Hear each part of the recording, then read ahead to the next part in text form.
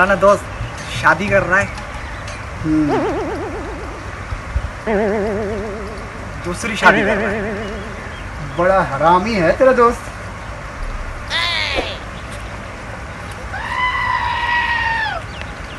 अब्बा, परी की भी शादी हो गई।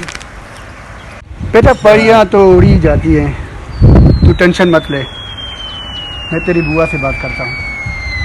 अब्बा, मैं तो किसी और से मोहब्बत करता हूँ और उसको तो मेरी बेरोजगारी से भी कोई प्रॉब्लम नहीं है।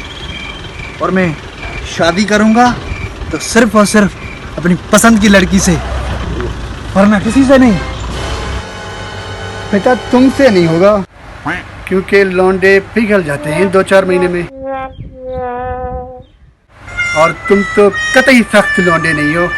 लिख के ले लो मुझसे, पाप हूं मैं तेरा।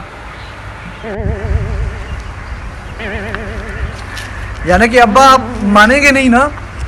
जब तक पाकिस्तान में ड्रामे बनते रहेंगे, लोग इसी तरह चूतिए बनते रहेंगे। बंद करो ये पाकिस्तानी ड्रामों की नकल करना और जाके कोई काम ढूंढो।